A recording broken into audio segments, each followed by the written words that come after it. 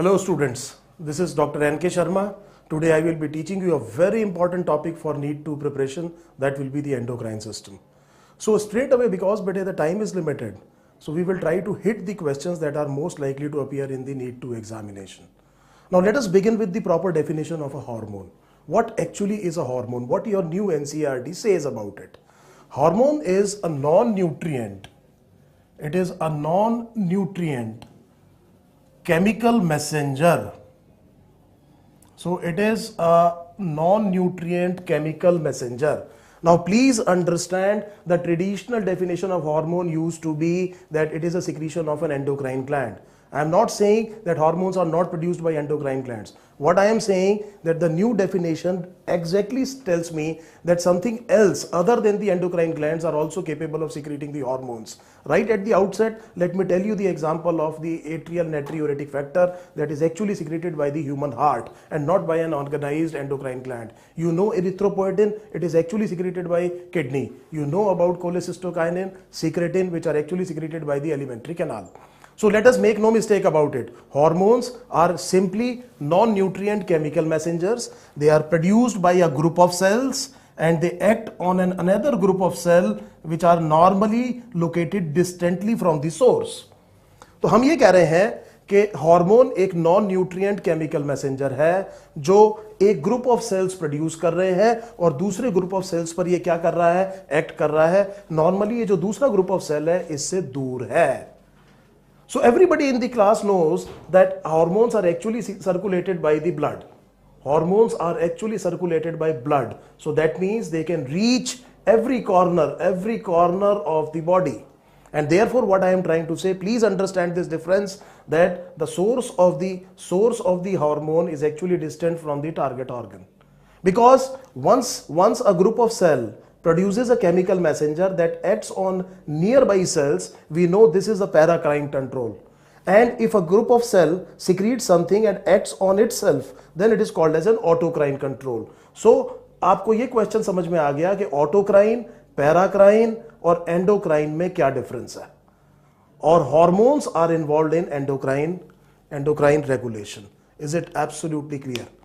ठीक है, you can note it down.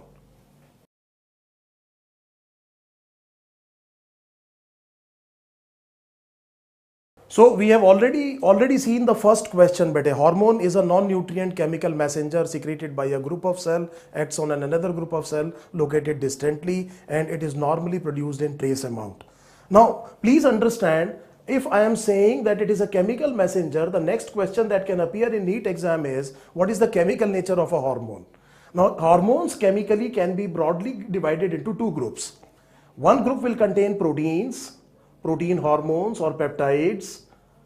Now a very famous example would be insulin, or it may be small peptides, say for example ADH, and it can be modified amino acid. Modified amino acids may be thyroxine. So this is a group of hormones. The another group of hormones are steroids. Steroid hormones are derivatives of cholesterol. And please remember, only two glands in human body are capable of producing steroid hormones. One would be the gonads, the testes and ovary. Testes will be producing androgens, and the main androgen everybody knows is testosterone, that helps in development of the secondary sexual character in the male sex. And ovary will be producing estrogen and progesterone. They are steroid hormones. And the other gland that is capable of producing steroid hormones is the adrenal cortex. So I am looking at cortisol, aldosterone, these are steroid hormones. Expect a question in AIPMT something like this: which of the following is not a steroid hormone, say for example. So they will be giving you some choices: testosterone, estrogen, और यहाँ से आपको दे दिया aldosterone, and here they may give a choice ACTH, so you know ACTH belongs to this group and is not a steroid hormone. I have simplified the thing by saying that steroid hormones are produced only by gonads and adrenal cortex. This is absolutely clear. Now a very important question that is likely to appear here is, what is the mechanism of action, difference in mechanism of action between these two groups? This question invariably comes every alternate year. आपने ये देखा होगा कि ये question किसी ना किसी entrance exam में हर साल आता है. So let us give a very very important thought to this. अगर आपसे ये पूछा जाता है कि इस ग्रुप के हार्मोन्स और इस ग्रुप के हार्मोन्स के मैकेनिज्म ऑफ एक्शन में क्या अंतर है, so please understand this fundamental question that will be very very important for you. Just a minute.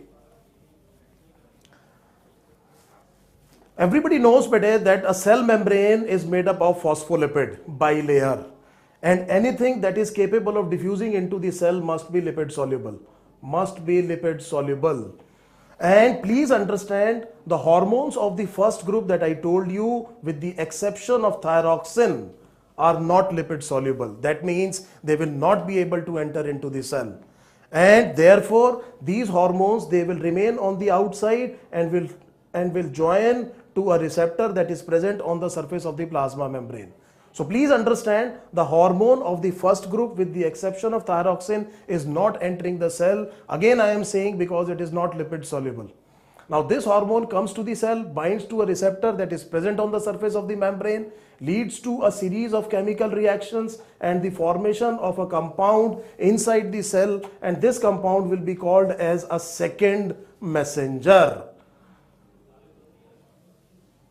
So simplifying this बेटे, मैं आसान कर देता हूं आपके लिए इस चीज को. हम ये कह रहे हैं the first group of hormone will be acting through a second messenger system. These hormones are not lipid soluble, they are not entering into the plasma membrane, they bind to a surface receptor. This leads to a series of chemical reactions and formation of a second messenger inside the cell that actually brings about the action that we ascribe normally to the hormones.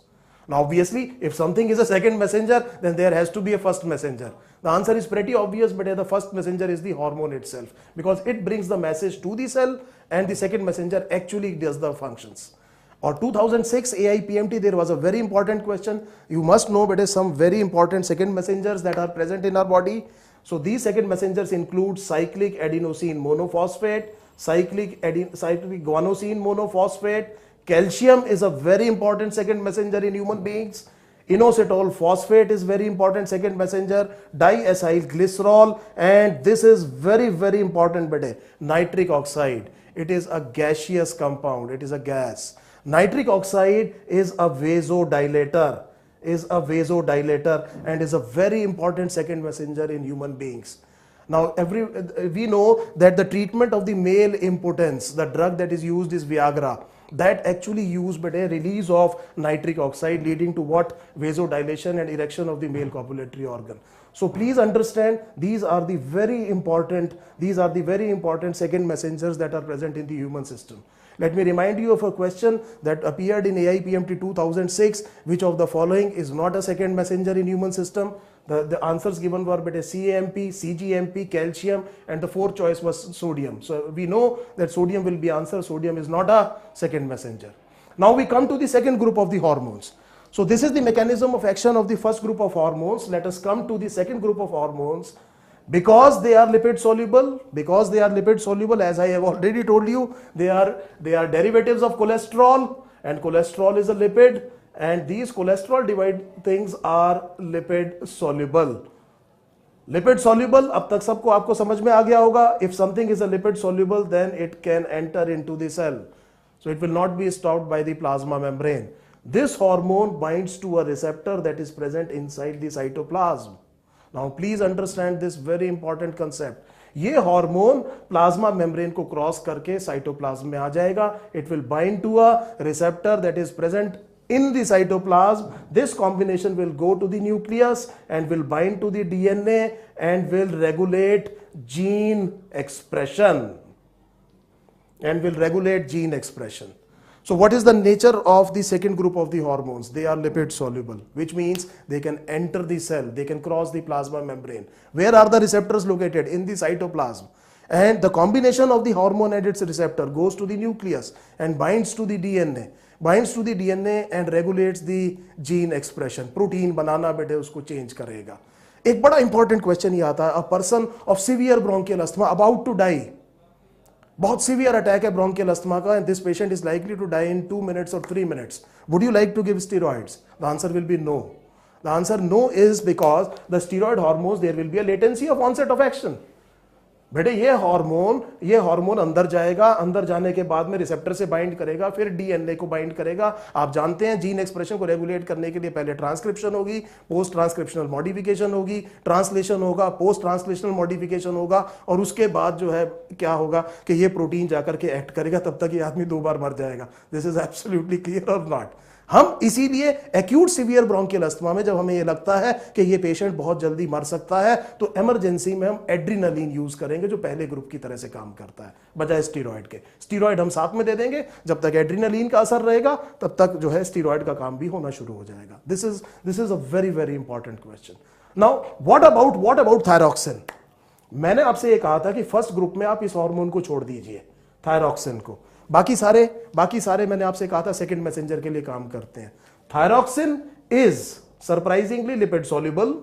आप you will learn this in medical college why I am saying that thyroxine is lipid soluble.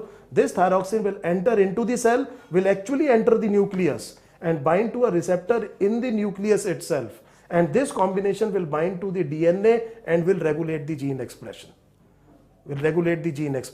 So please understand, let me again re-emphasize the importance of this question. The hormones of the first group normally act through the second messenger system, except thyroxine. Steroid hormones have a receptor that is located in the cytoplasm. Then they migrate to the nucleus and alter gene expression. Thyroxine, in spite of being a modified amino acid, actually enters the nucleus itself, has a receptor in the nucleus, and then regulates the gene expression. I hope this question is absolutely clear to everybody. Please write it down. Thank you.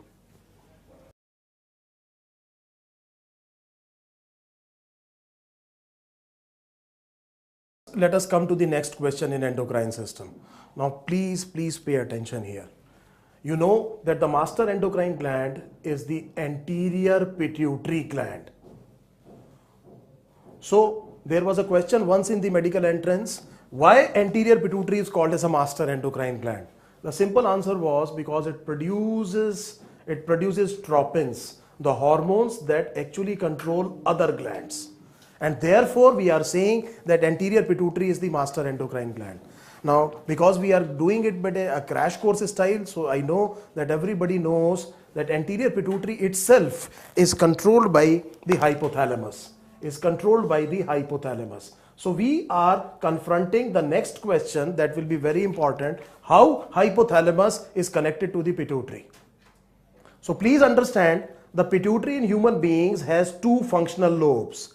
Traditionally we know that pituitary has 3 lobes: an anterior pituitary, a posterior pituitary, and intermediate lobe.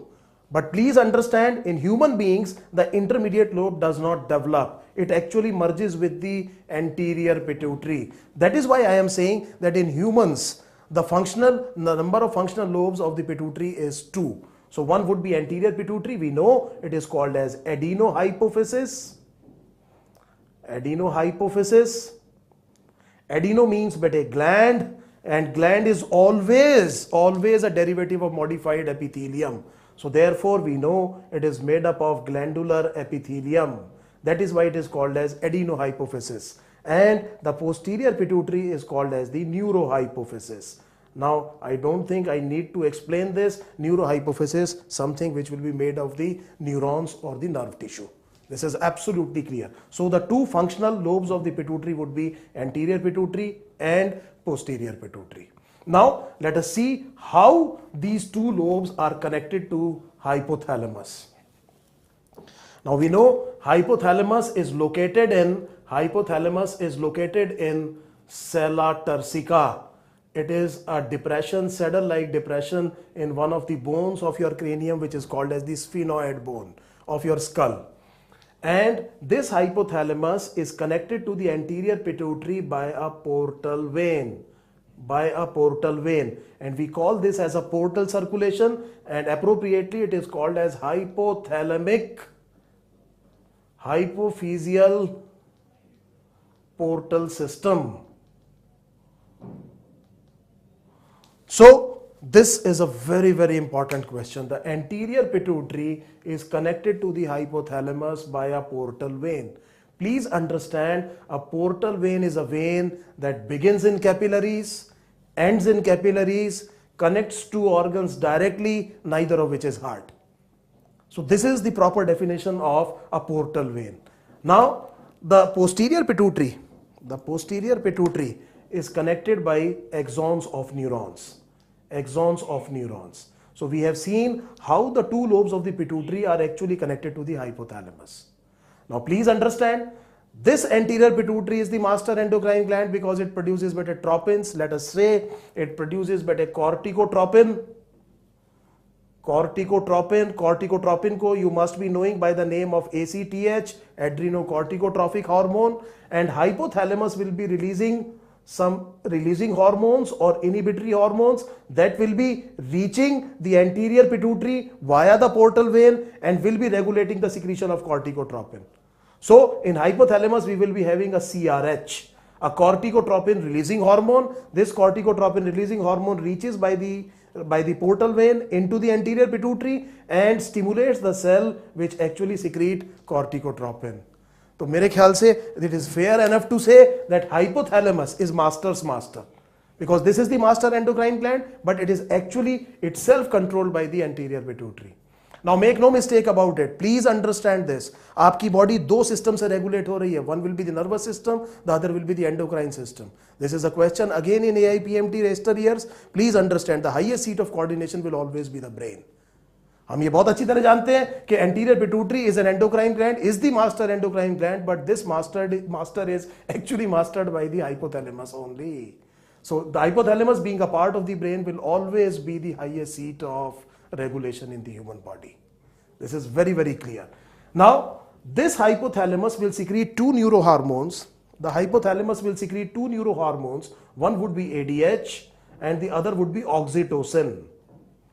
Now, these two hormones will travel via the axons of the neurons to the posterior pituitary and are going to be stored here. And therefore, we say that posterior pituitary acts as the storage and release center of two neurohormones that are actually synthesized by hypothalamus. The two hormones are ADH and oxytocin. ADH and oxytocin. I hope this is absolutely clear. The connection between the two lobes of the pituitary and the hypothalamus, the portal system and by the axons, and the two neurohormones that are being secreted by the hypothalamus and being stored in posterior pituitary and whenever required release from here. And these will be producing the tropin hormones that will be regulated by the releasing hormones from hypothalamus. This is a very, very important question. Now let us come to the hormones that are secreted by the anterior pituitary. So what we will look would be the hormones that are secreted by anterior pituitary.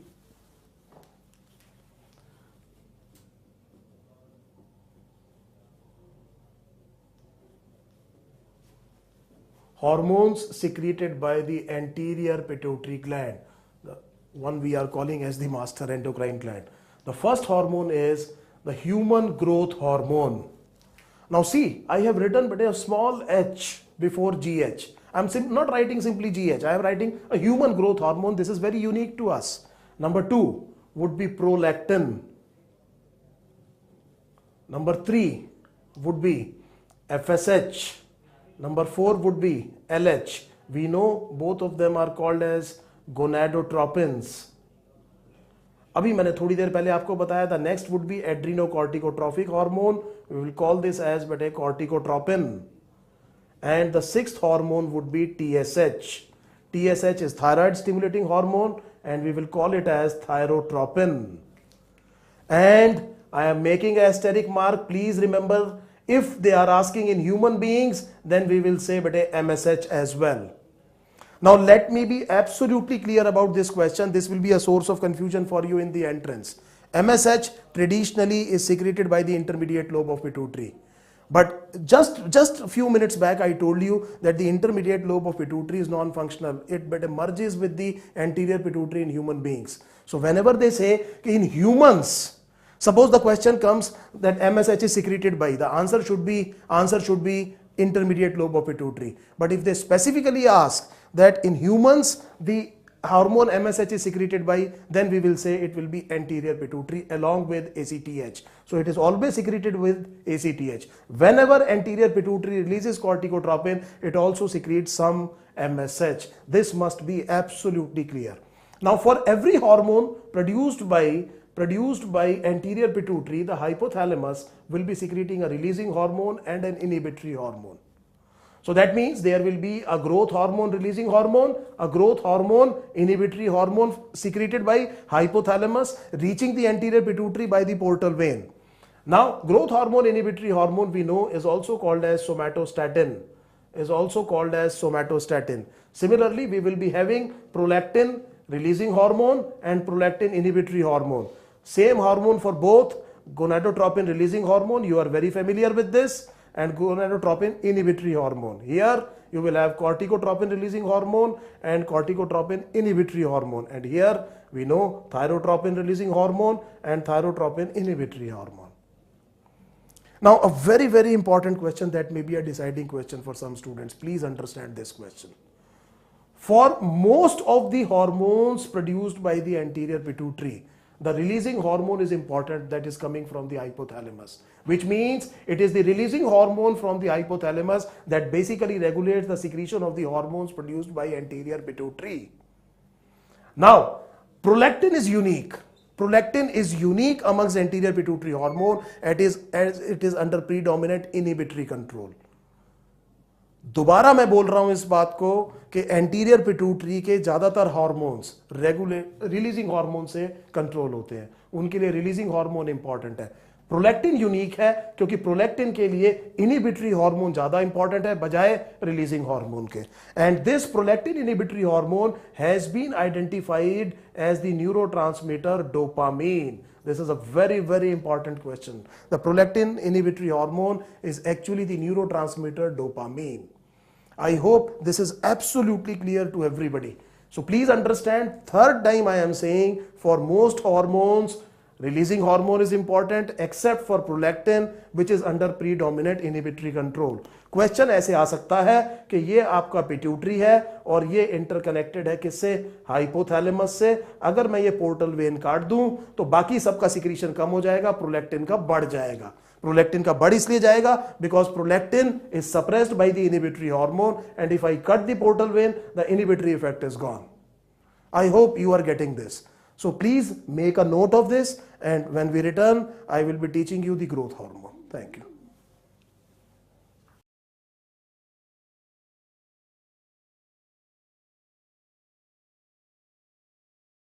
So now let us see what is growth hormone. So we will be confronting this hormone, a very important hormone. So right now, human growth hormone. देखो बेटा, the human growth hormone causes growth of all tissues of body. So it causes growth of all tissues of body. That is why it is called as the growth hormone. And please remember what I am saying next, that are capable of growing. So I have given a positive reinforcing statement at the end. What I am saying, human growth hormone causes growth of all tissues of body that are actually capable of growing. What I mean is that let us look at the bones. The bones in younger age group, we know that the ends are not fused. So इस time पर अगर growth hormone, if it acts on the bone at this time, it can increase in length.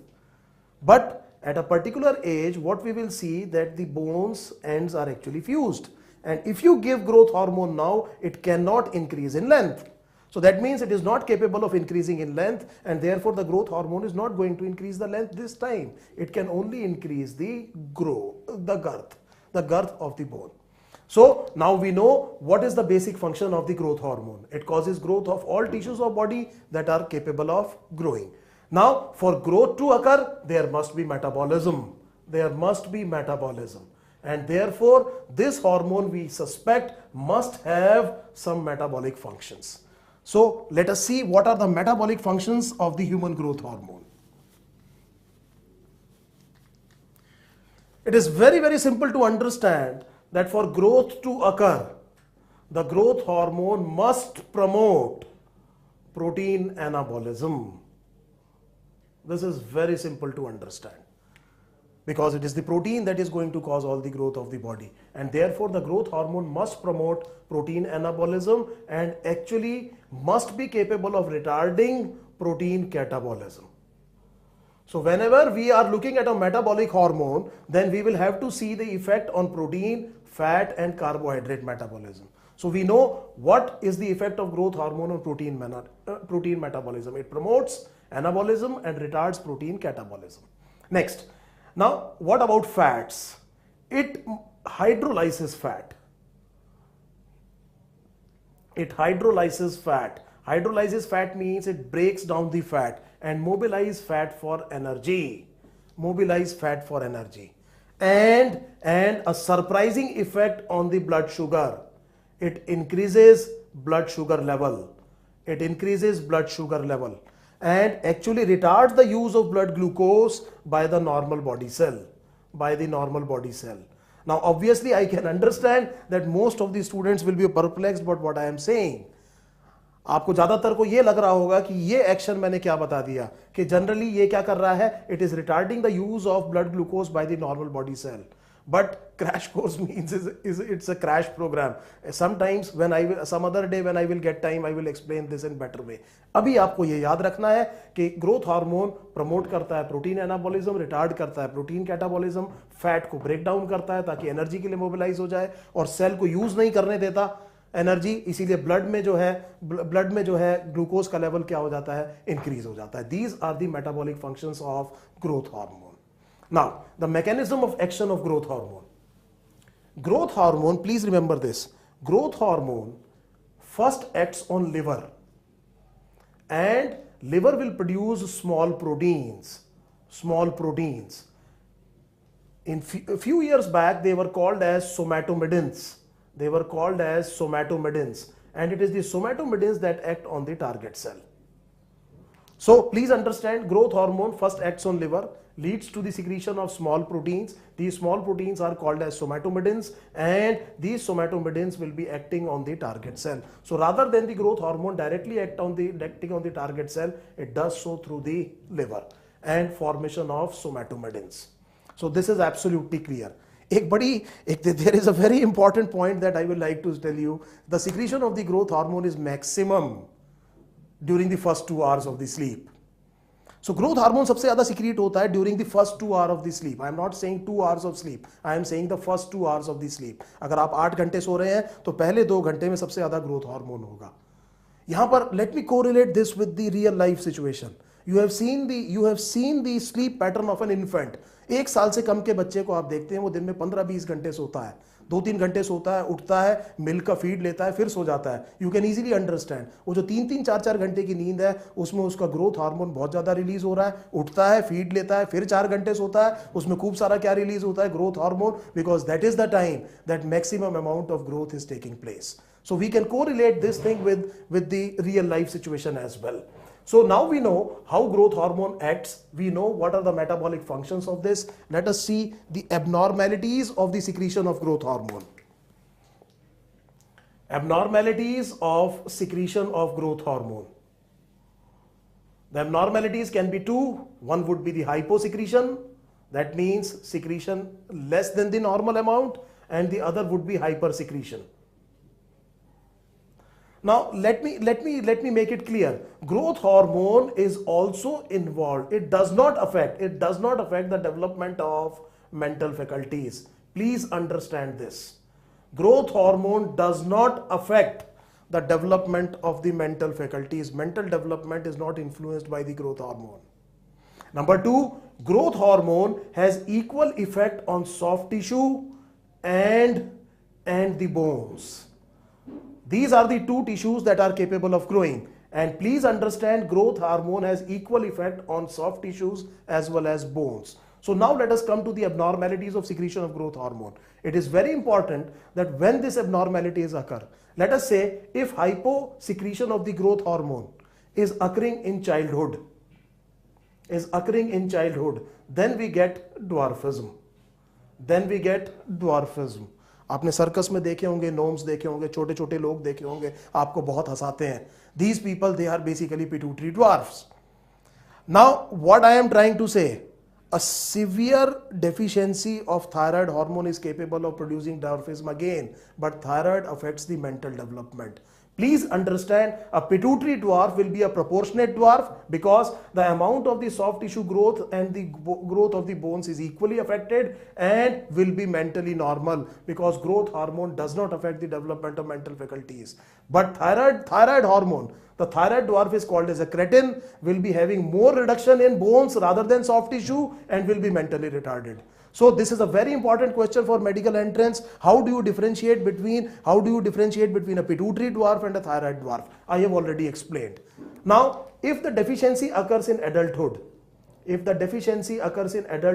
we do not expect very much effect. There will not be much effect. No significant effect in adulthood because most of the growth has already taken place.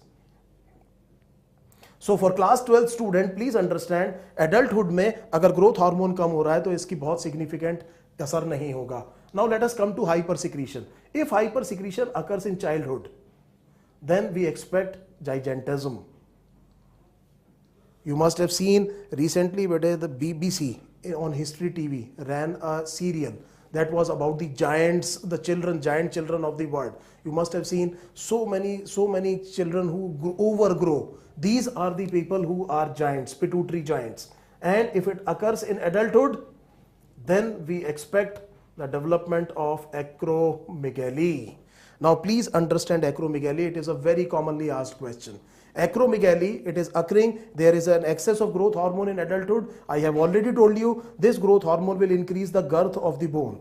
Now we expect the girth of the bone will be readily apparent in the periphery. Fingers काफी मोटी मोटी हो जाएंगी, the nose will be flared up, the soft tissue will be large, there will be an abnormally large tongue, protrusion means there will be salivation, there will be problems of the frontal bone, and the jaw will be coming forward. This type of picture will be of acromegaly. So let me summarize once again. Growth hormone abnormality can be a secretion lower than normal or higher than normal. It is very important to see that when this deficiency is occurring, if the deficiency of the growth hormone is occurring in childhood, it causes dwarfism. I know I have told you that how to differentiate between a pituitary and a thyroid dwarf, and if it is occurring in adulthood, there is no significant effect. If the hypersecretion of growth hormone is occurring in childhood, it is called as gigantism, and if it is occurring in adults, it is called as acromegaly. Now let us see what we do. How do we treat it? So the treatment of the abnormalities of secretion of growth hormone. Now everybody knows better, if the person is having a deficiency of growth hormone, the simple treatment will be you give growth hormone. बहुत आसान बात यह है कि अगर किसी आदमी में ग्रोथ हार्मोन की कमी है तो आप उसको ग्रोथ हार्मोन दे दीजिए. आप इसको लिखिए, मैं 1 मिनट में आता हूं.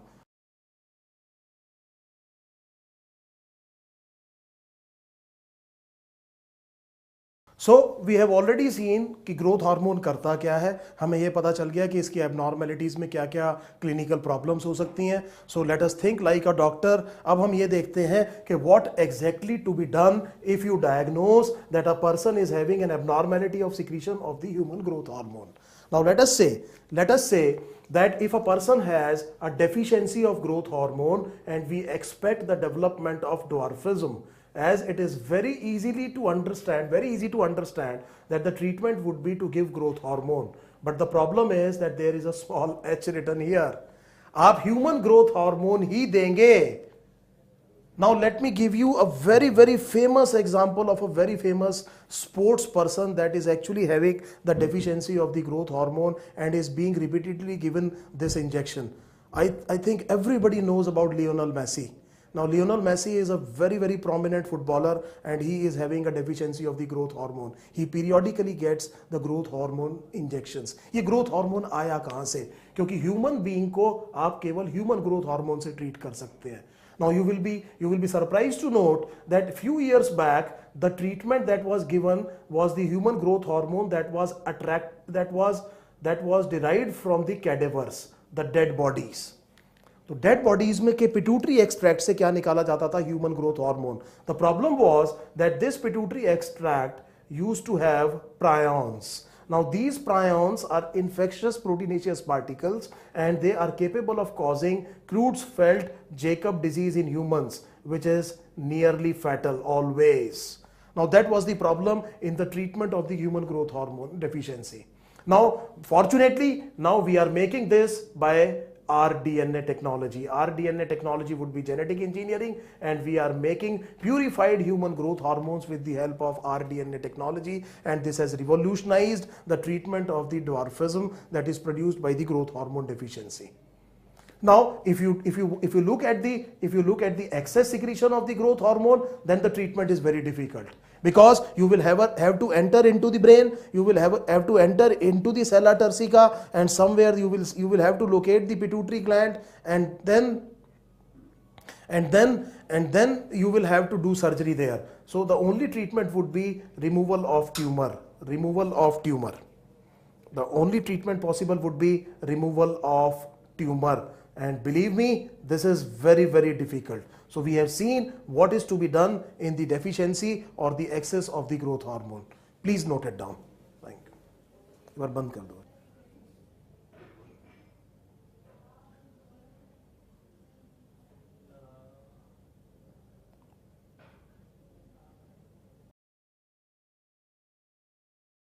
Now let us look at the next endocrine gland, the thyroid. So I will be teaching now the thyroid gland. The thyroid gland is located in the neck, anterior to the larynx. This is the place, this is the location of the thyroid gland. And thyroid gland is made up of two lobes. And the lobes are connected by a tissue which is called as the isthmus. So there are two lobes of the thyroid. It is situated in the neck, anterior to the larynx, and it is connected by a tissue which is called as isthmus. Now the thyroid gland is filled with large number of follicles. These follicles appropriately are called as the thyroid follicles. Now a very important question, bete. The thyroid follicles are lined by cuboidal epithelium. And besides that, there are some parafollicular cells. Now you can see these cells are outside the follicles, and therefore they are called as parafollicular cells. Parafollicular cells are also sometimes called as C cells, and the hormone secreted by them is called as thyrocalcitonin. Now this thyrocalcitonin is an antagonist. It works opposite to parathyroid hormone, and we know that parathyroid hormone increases blood calcium, and this hormone actually decreases blood calcium level. Now this is a very important thing to note. Normally people omit this. Please remember that the third hormone that is produced by the thyroid, apart from T3 and T4, that you are absolutely aware of, would be thyrocalcitonin. And thyrocalcitonin will be involved with PTH in the homeostasis of the calcium levels in the human body. So again I am emphasizing that thyroid has an important role to play in calcium regulation as well. Now coming back to the thyroid follicle. Now these thyroid follicle cells, these are the cuboidal epithelial cells, and the thyroid follicle is filled with a glycoprotein which is called as thyroglobulin. And this thyroglobulin consists of large number of tyrosine residues. We know that tyrosine is an amino acid. And in the human body, the thyroid follicle cells are capable of trapping iodine and transferring iodine, I mean to say iodide, but because it's a biology lecture, it's not a chemistry lecture, so normally what we will say, it traps iodide or iodine and transports this into the follicle, where they bind with tyrosine and lead to the formation of the two thyroid hormones, which are T3 and T4. T3 is triiodothyronine and T4 is tetraiodothyronine, otherwise called as thyroxine. So both of them are having similar functions. So immediately please understand, around 60% of the actions of thyroids are attributable to T4 and around 40% are attributable to T3. Now let us look at what are the functions that are performed by the thyroid hormones. The functions performed by the thyroid hormones.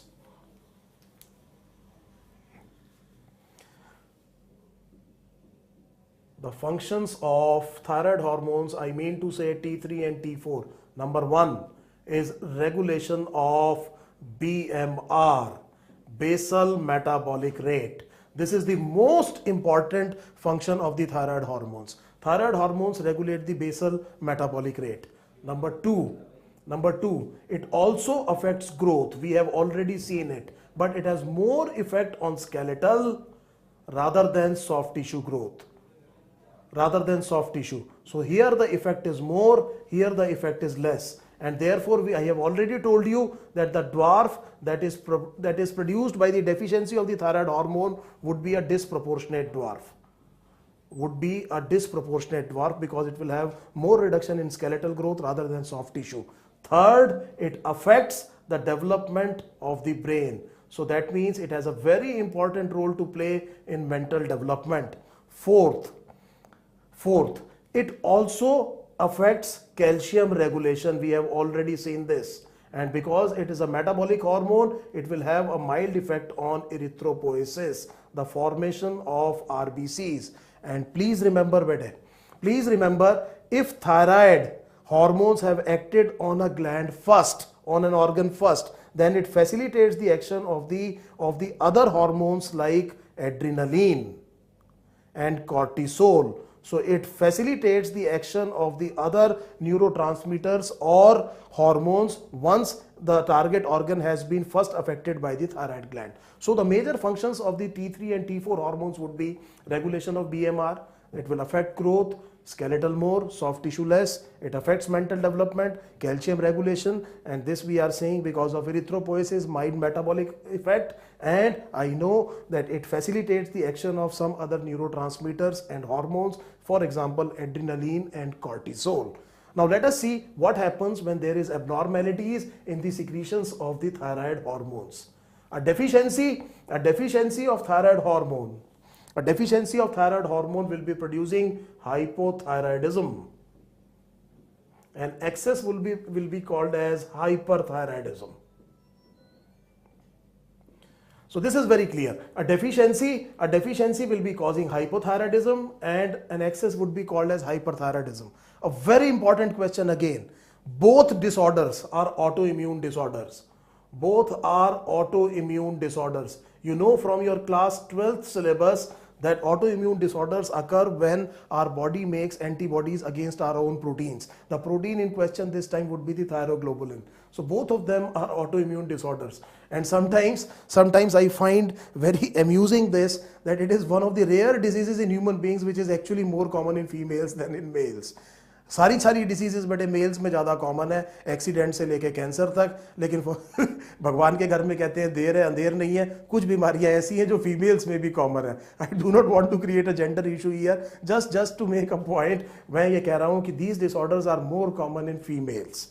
Now please understand, everything will be boiling down to the effect on the basal metabolic rate. We know hypothyroidism में basal metabolic rate कम हो जाएगा, hyperthyroidism में basal metabolic rate ज़्यादा हो जाएगा. तो जब आप एक पेशेंट को देखेंगे जो हाइपोथायराइड है, तो आप ये देखेंगे this patient will be having somnolence. बहुत मस्त उसको नींद आती है, कहीं भी सो सकता है वो बड़ी आसानी से. नंबर 2, बहुत कूल है, टेम्परामेंट बहुत बढ़िया है उसका. लेकिन यहां पर आप देखेंगे the person is fidgety, is nervous and is having insomnia. उसको नींद नहीं आ रही है. Number 2, this person will be having bradycardia. Bradycardia will be a slower heart rate, and this person would be having a tachycardia. Tachycardia will be a faster heart rate. तीसरी चीज, this person will have a cold intolerance. ये वो जना है जिसको बहुत ज्यादा ठंड लगती है. आपके घरों में आप देखिए कोई ना कोई ऐसे लोग जरूर होंगे जो आप एसी चला के बैठते हैं और वो पंखा भी नहीं चलाने देते. Check the thyroid hormones level in this may be a cold intolerance in hypothyroidism. यहां पर वी एक्सपेक्ट हीट इंटॉलरेंस. तीसरी चीज, this person may be having weight gain in spite of a normal और रिड्यूस्ड एपेटाइट. तो ये patient आपको ये complaint करेगी कि डॉक्टर साहब मैं कुछ नहीं खाती हूं फिर भी मेरा वेट बढ़ता चला जा रहा है। तो हो सकता है कि ये क्या हो बेटे शाबाश, हाइपोथायराइडिज्म हो। और यहां पर there may be a problem of weight gain हो नहीं रहा, हालांकि एपेटाइट या तो नॉर्मल है या क्या है, इंक्रीज्ड है। So this is what a picture is all about. तो यहां पर we will expect constipation and here we expect diarrhea. Here we expect diarrhea. इसके अलावा menstrual irregularities are common in both. And please remember, hypothyroidism also leads to retention of water in the body. Water retention होता है hypothyroidism में, that is why the female will normally B complaining कि चेहरे पे सूजन आ रही है, या लोग कहते हैं कि आपका चेहरा सूज रहा है। So please understand, I have differentiated between two patients, one suffering from hypothyroidism, the other suffering from hyperthyroidism. Both are autoimmune disorders and these are the clinical spectrum that you are likely to see. So it is very easy to understand the difference between the two. Now hyperthyroidism, the main disease that we will be saying would be Graves' disease. Now Graves' disease is a representative example of hyperthyroidism in adults, and this Graves' disease is having all these things plus it has exophthalmos. Exophthalmos would be a protruding, bulging eyeballs. तो जब आप इस patient को देखेंगे तो इसकी आंख ऐसे लगेगा जैसे बाहर की तरफ निकल रही है। मैं ये कह रहा हूं प्रोट्रूडिंग बल्जिंग आई बॉल्स। बाकी ग्रेव्स डिजीज में ये सारी चीजें होंगी, लेकिन साथ में एक बड़ा इंपॉर्टेंट क्लिनिकल फीचर क्या है, एक्सोप्थेल्मोस। एक्सोप्थेल्मोस का मतलब है प्रोट्रूडिंग बल्जिंग आई बॉल्स। जब मैं हाइपोथायराइडिज्म की बात कर रहा हूं तो severe hypothyroidism in children we have already discussed with growth hormone is cretinism. This will be a disproportionate dwarf as well as will be mentally retarded, and in severe deficiency of thyroid hormone in adult will be causing myxedema, and this myxedema will lead to coma, can lead to coma. So metabolism इतना कम हो जाता है कि इसमें metabolism इतना कम है that this person may land up in coma. So please understand once again, hyperthyroidism, the representative disease is Graves' disease. In hypothyroidism, in childhood it is cretinism, in adults it is myxedema. Now let us see what is to be done. What is to be done? किस तरह से हम इसको treatment करते हैं। लिखिए, treatment of thyroid disorders. Obviously time and again I am saying hypothyroidism में thyroxine की कमी है, so it is very easy to treat. You give बड़े thyroxine, so simply give thyroxine. Tablets की फॉर्म में आता है, बहुत आपने कॉमन अपने घर के आसपास किसी को देखा होगा, people are taking Thyronorm tablets. These Thyronorm tablets containing thyroxine and they are used to treat hypothyroidism patient. And in hyperthyroidism, please look at this, hyperthyroidism you do surgery, and the surgery may be having some risk for the simple reason that thyroid is highly vascular.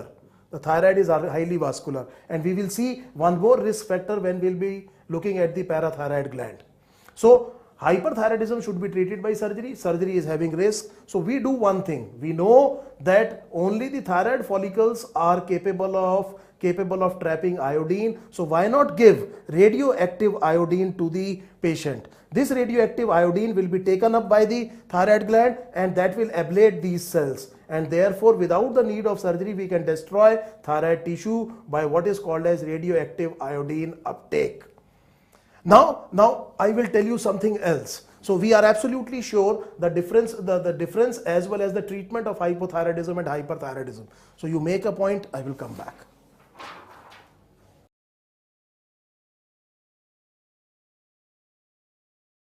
Now let us look at the deficiency disorders caused by iodine deficiency disorders. Now please understand a very important thing about the endocrine control of your body. The hypothalamus releases TRH. We have already seen this is thyrotropin releasing hormone. This TRH acts on anterior pituitary, and anterior pituitary secretes TSH, which is thyrotropin. This thyrotropin acts on the thyroid gland, and this thyroid gland produces T3 and T4. This is a hierarchy of the actions of the hormones in the endocrine system. Now, whenever T3, T4 level gets more than what is required, it has a negative feedback effect on TSH and TRH. And obviously, if T3 and T4 gets higher than normal, then TSH level will be reduced and vice versa. So this point must be kept in mind. Now, please understand, if iodine deficiency is there, if there is iodine deficiency, then obviously we expect less synthesis of T3, T4, and T3, T4 deficiency will be there. And please look at this diagram. If T3, T4 deficiency is there, then the amount of TSH will be increased. The amount of TSH is going to be increased. This is called as a negative feedback control. I have already told you. So if T3, T4 level is less, then TSH is more. Now this TSH stimulates thyroid follicles. It acts on thyroid follicles and increases the synthesis of thyroglobulin. But there is no simultaneous increase in T3, T4 production. Now, very easy to understand, to make T3, T4 from thyroglobulin, you require iodine. Now, it will cause an increase in thyroglobulin, but not simultaneous increase in the T3, T4 level. Now, what is going to happen? The thyroid follicle will be having more and more thyroglobulin, and their size is going to enlarge. And because the thyroid gland is filled with large number of follicles, and all the follicles now have more thyroglobulin, and they are enlarged, and therefore the thyroid gland itself will be enlarged, and this condition is called as goiter. This condition is called as goiter. So now we understand how goiter is produced. Now, please understand, iodine deficiency definitely causes goiter. This is true goiter. This is true goiter. That is absolutely true. But iodine deficiency causes something else. It causes deaf mutism. बच्चा बोल नहीं पा रहा, सुन नहीं पा रहा. It causes stillbirth. मरा हुआ बच्चा पैदा होना. It can cause intrauterine growth retardation. It can cause intrauterine mental retardation. And obviously we know it can cause goiter as well. So please understand that deficiency of iodine has more than simply goiter. And therefore to prevent iodine deficiency, we use what is called as iodized salt. And this iodized salt is fortified with sodium iodide or potassium iodide or KiO3, and the ratio would be 1 in 1 million part of NaCl. Now this food fortification, which is called as iodized salt, that is run by, the program is run by the government of India to prevent these problems that arise because of the deficiency of the iodine in children. So I hope this is absolutely clear to everybody. Now let us look at what is present at the back of the thyroid gland. So when you look at the dorsal surface of the thyroid gland, what you will see, that embedded within the thyroid tissue are 4 parathyroid glands, 2 in either lobe. So I am looking this thyroid on the back side, and what I am saying, that the parathyroid glands are actually embedded within the thyroid lobes. So this is the location of the parathyroid glands. They are 4 in number. They are present on the posterior, or I should say the dorsal aspect of the thyroid gland, and they are embedded within the substance of the thyroid gland. Now this parathyroid gland produces a hormone which is called as PTH, or parathyroid hormone. Parathyroid hormone. And we have already discussed it, that this parathyroid hormone increases blood calcium level, and therefore we say that it is hypocalcemic. And I have already seen the antagonist hormone to parathyroid, which is thyrocalcitonin, and this thyrocalcitonin is actually secreted by the thyroid gland. And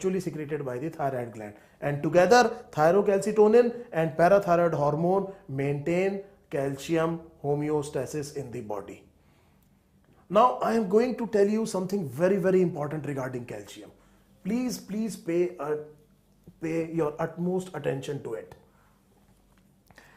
In the human blood, the level of the calcium must be maintained in a normal range, 9 to 10 milligram %. So In any case, if it becomes less than 9, we call it as hypocalcemia. Hypocalcemia. Hypocalcemia increases neuronal excitability. This is a very important question, a traditionally very frequently asked question in medical entrance exams. So whenever blood में calcium level 9 से कम हो जाए, इस condition को हमने कहा hypocalcemia, it increases neuronal excitability and it will cause muscle contraction somewhere. And this muscle contraction is actually in the hand and the feet. This is called as carpopedal spasm. Carpopedal spasm, and the phenomena is called as tetany. आप लोगों ने कई बारी the North Indians will be more aware of the term that I am going to use. आप लोगों ने कई बार ये सुना होगा कि लोग ये कहते हैं पैर में नस पे नस चढ़ गई, अचानक पैर मुड़ना शुरू हो जाता है. It is a very painful condition. That is transient hypocalcemia.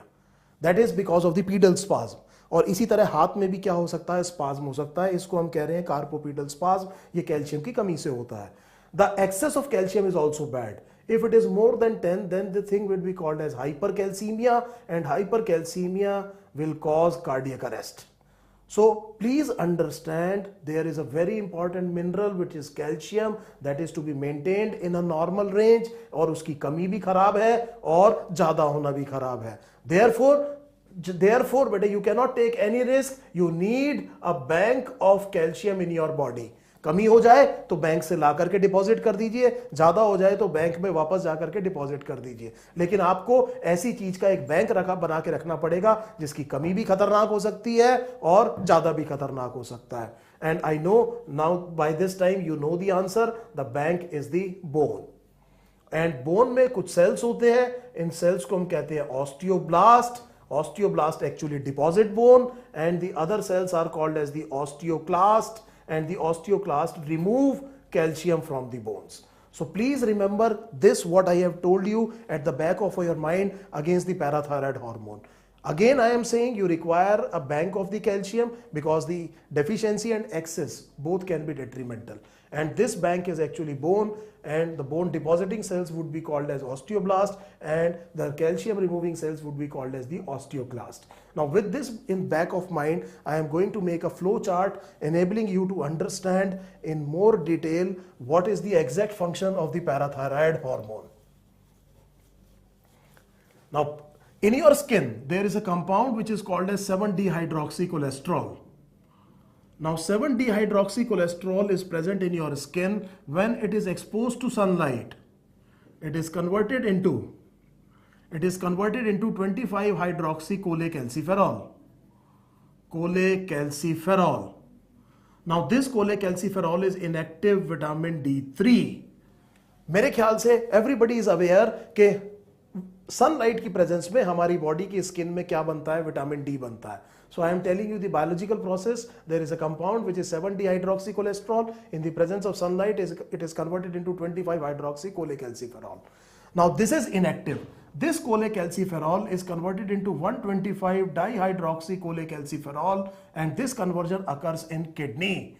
Now look at the important function of the kidney once more. Kidney activates vitamin D, and this vitamin D will act on intestinal epithelium as well as some effect on PCT, and will lead to absorption from intestinal epithelium and reabsorption from PCT of calcium, and this calcium goes into the blood and increases blood calcium level. Now please understand. तो हमने ये कहा कि 7-dehydroxycholesterol is converted into 25-hydroxycholecalciferol in the presence of sunlight. This is activated in kidney. This activated vitamin D acts on the intestinal epithelium and PCT. PCT is proximal convoluted tubule, leads to absorption and reabsorption of calcium, and this calcium goes to the blood and increases the blood calcium level. Now you will be wondering कि इसमें parathyroid hormone कहाँ है? Now please understand, जब भी blood calcium level कम होगा, whenever the blood calcium level decreases, the body secretes parathyroid hormone. Now this parathyroid hormone will act on kidney and will lead to conversion of this step, the conversion of inactive vitamin D to active vitamin D. This is the function of parathyroid hormone. Number 2, it will increase osteoclastic activity. Now this osteoclastic activity is the immediate response, क्योंकि आप ये जानते हैं कि calcium will be present only in milk or milk products. Milk and milk products. आप vitamin D intestinal epithelium को stimulate करेगा और इंटेस्टिनल एपिथेलियम कैल्शियम तभी एब्जॉर्ब कर पाएगा अगर आपके इंटेस्टाइन में कोई मिल्क या मिल्क प्रोडक्ट है, और जरूरी नहीं है हर टाइम प्रेजेंट हो, और इस टाइम कैल्शियम की जरूरत है. इसीलिए पैराथायराइड हार्मोन ने आते ही किसकी एक्टिविटी स्टार्ट कर दी? Osteoclastic activity. And this osteoclastic activity removes calcium from the blood and maintains the blood calcium level. Meanwhile, it will stimulate kidney, and the kidney will convert inactive vitamin D to active vitamin D, and whenever you consume milk and milk product, this calcium will be absorbed and this calcium will be redeposited in your bank. So I hope this is absolutely clear. So one thing is absolutely clear, that this parathyroid hormone is hypercalcemic.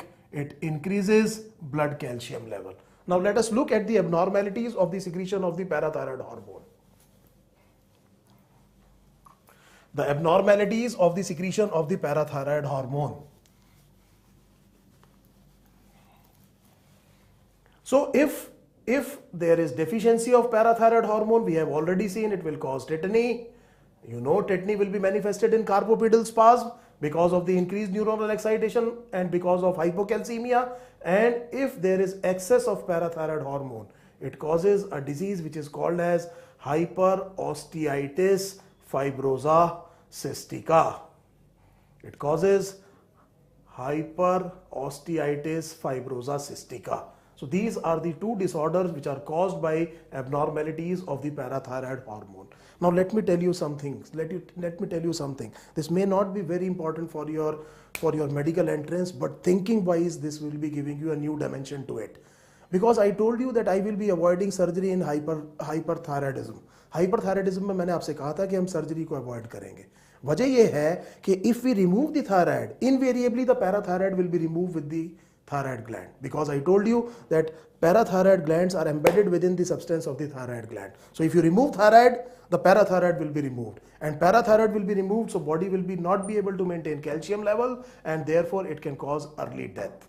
So please make a note of it. We will do the next hormone when I return.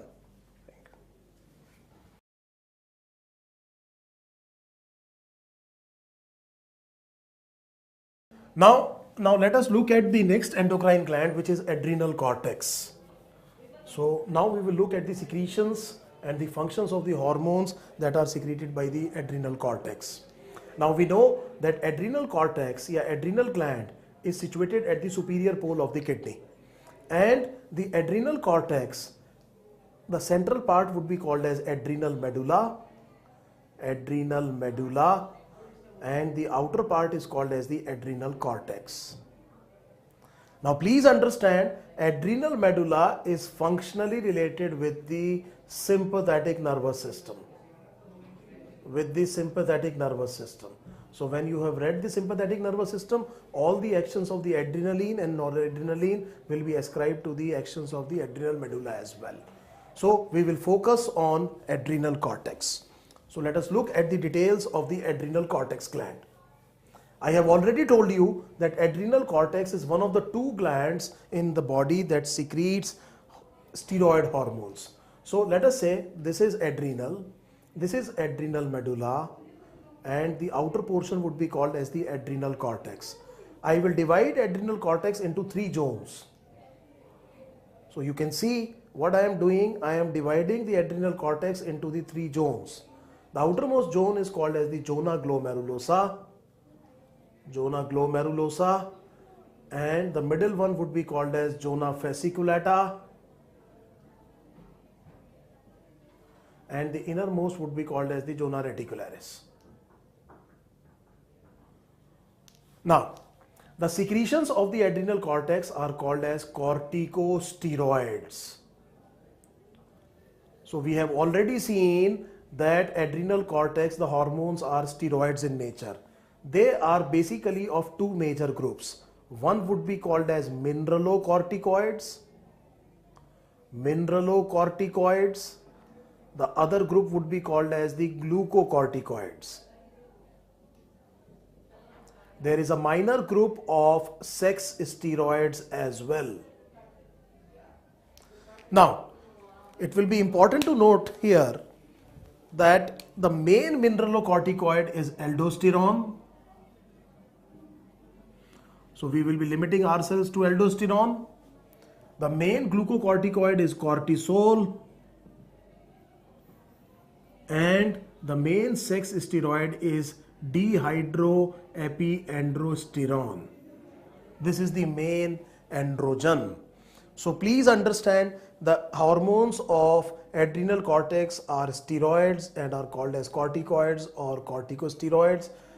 Two major groups, mineralocorticoids, glucocorticoids, a minor group of sex steroids. The representative example is aldosterone, cortisol and DHEA respectively. Now please understand, zona glomerulosa secretes aldosterone.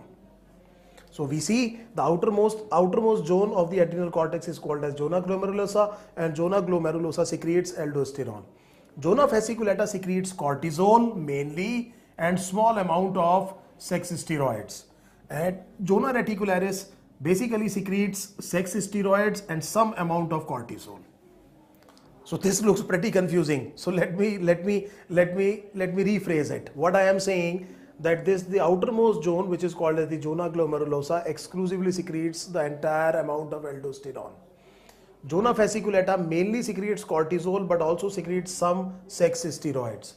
Zona reticularis mainly secretes sex steroids but some cortisol as well. So now let us look at the first hormone, the functions of aldosterone.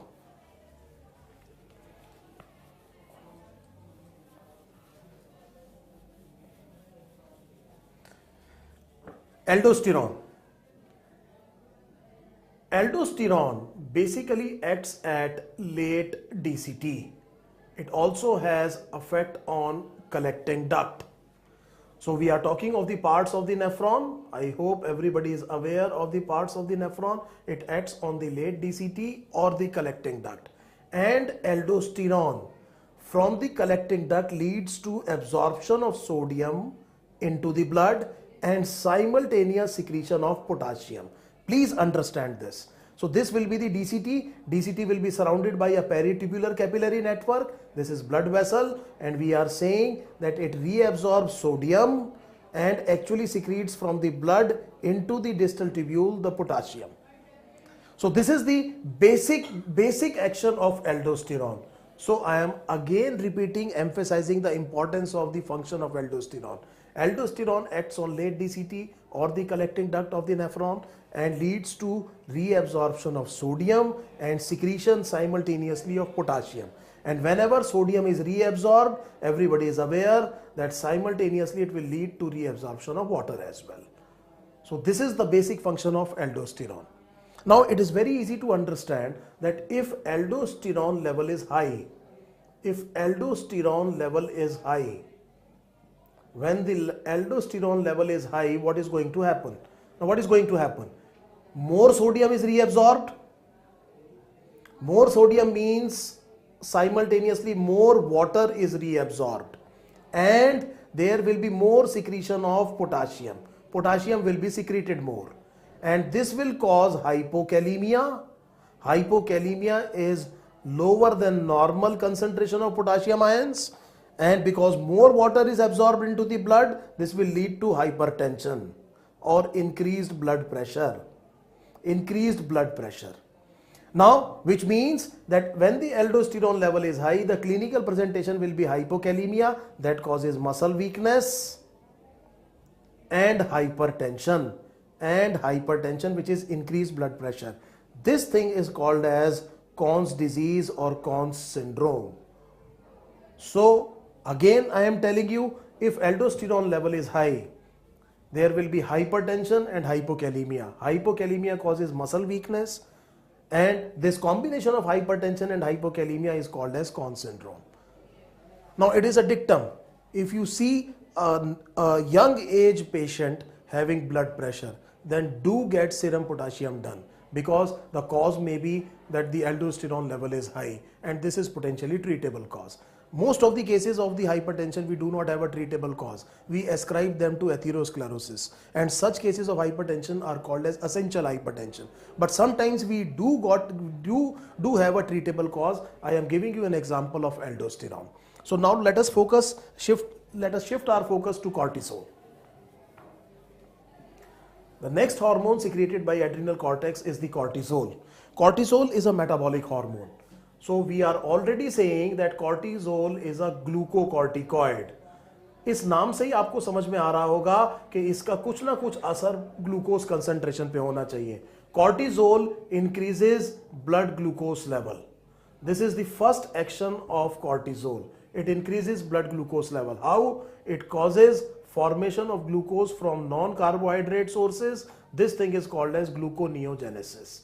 And gluconeogenesis can be from amino acids. Amino acids can form glucose. It can be from lactic acid, or it can be from glycerol. So formation of glucose from these three sources is called as gluconeogenesis. Second, it causes proteolysis. It leads to breakdown of proteins. You can see these proteins will be broken down into amino acid, and amino acids will be used in gluconeogenesis to increase blood glucose level. Number three, it mobilizes fat. That means it leads to hydrolysis of fat breakdown, and actually it remobilizes and deposits the fat in the upper part of the body.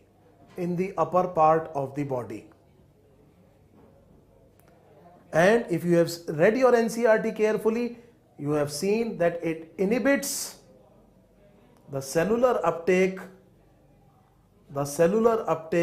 of amino acids by body cells. So please understand again the functions of cortisol. It increases blood glucose, that is why it is called as a glucocorticoid. It does so by forming glucose from non-carbohydrate sources. The process is called as gluconeogenesis. It causes proteolysis, the breakdown of proteins. It mobilizes fat, hydrolyzes it, and actually redeposit the fat from the place of their storage. Male it is tummy, female it is back. यहाँ से fat को mobilise करके अपर part of the body में deposit करता है, से for example upper torso and the face.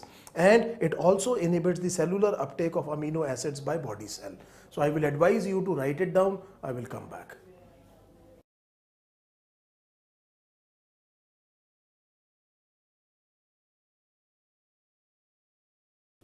So now let us see what is the abnormality in secretion of cortisol that causes what disease. So we will see an excess secretion of cortisol. अगर body में cortisol ज़्यादा secrete हो रहा है, we will call this as Cushing's disease. Now what do we expect? We expect that the blood glucose level will be more. Blood glucose level increase हो जाएगा. हम पहले से ही जानते हैं कि कॉर्टिजोल ग्लूकोनियोजेनेसिस से ब्लड ग्लूकोज लेवल को इंक्रीज करता है. तो अगर कॉर्टिजोल की एक्सेस होगी तो बॉडी में ब्लड का ग्लूकोज लेवल क्या होना है बेटा? इंक्रीज होना है. नंबर 2, यू नो कि ये फैट को मोबिलाइज करता है और फैट को मोबिलाइज करके डिपॉजिट करता है upper part of the body में. अपर पार्ट मैंने आपको बताया था, एक टॉर्सो और दूसरा face. So face will become round. We call it as moon faces and we call it as buffalo torso.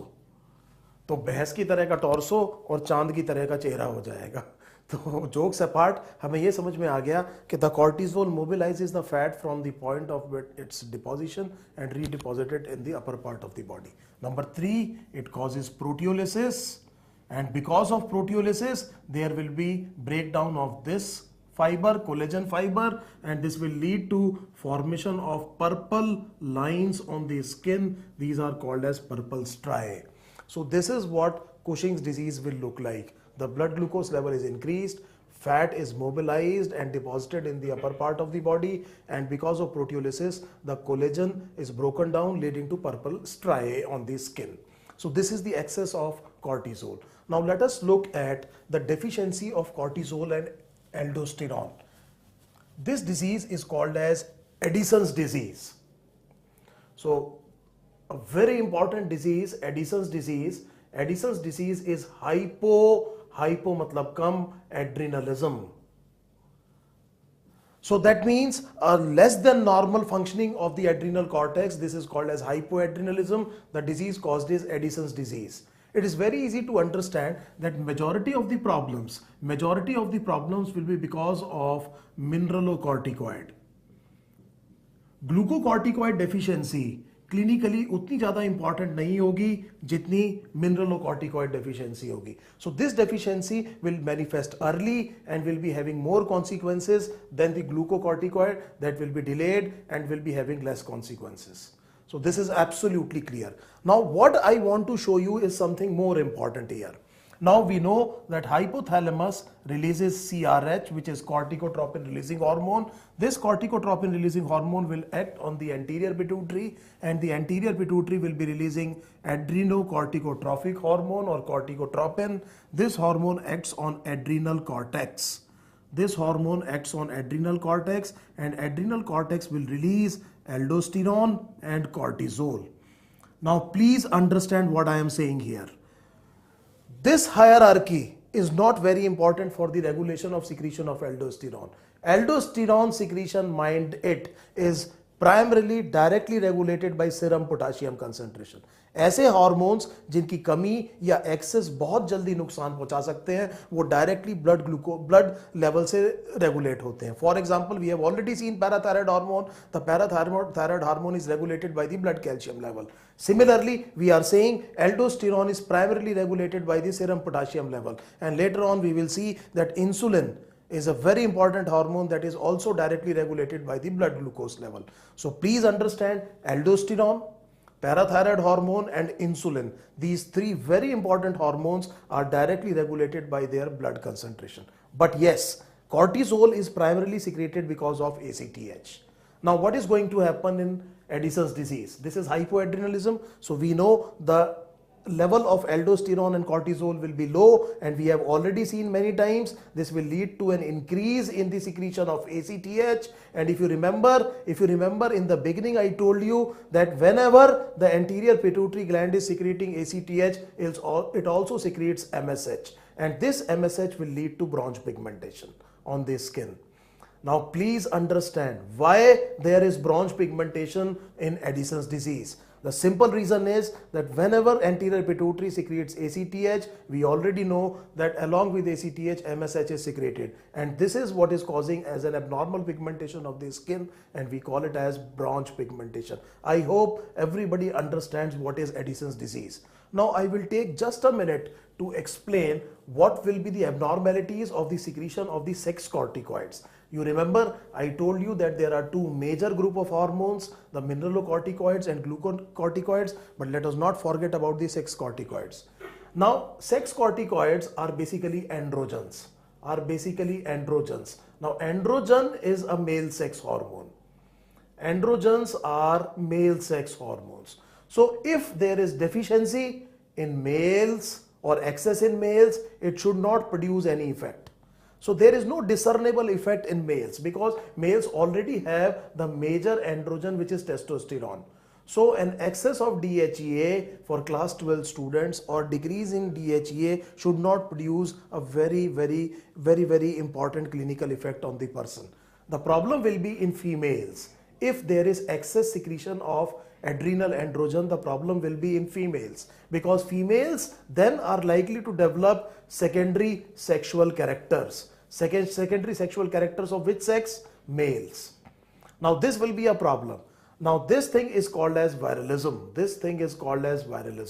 So in a nutshell, I am just rewinding the things in front of you.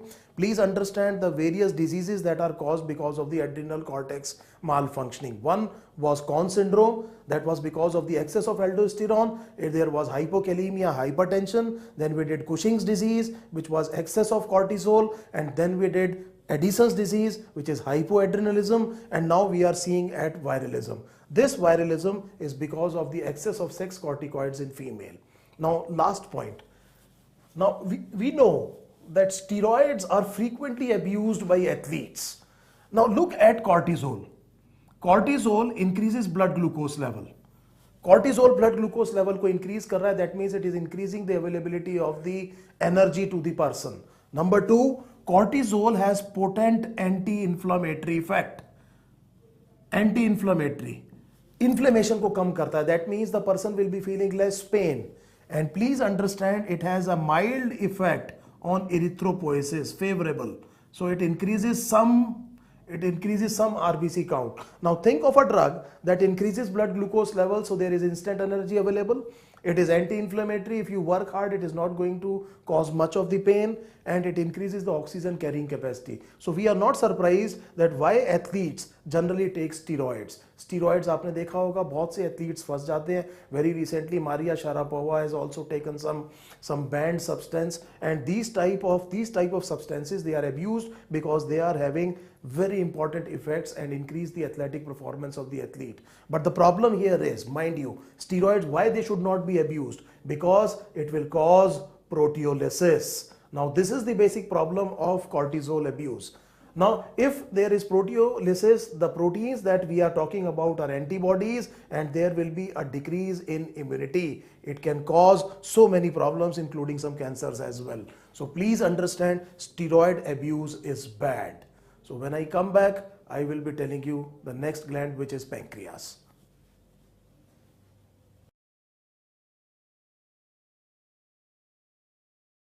So now let us look at a very important gland, which is pancreas. Now, the first and foremost thing to understand about pancreas is that it is a compound gland, because one of the part is exocrine and produces digestive juices, and the other part is endocrine, which produces the hormones. So our point of discussion will be focused on the endocrine pancreas. Now endocrine pancreas is called as islets of Langerhans, and this islets of Langerhans has some cells. The alpha cell secretes glucagon, and the beta cell secretes insulin, and delta cell secretes somatostatin.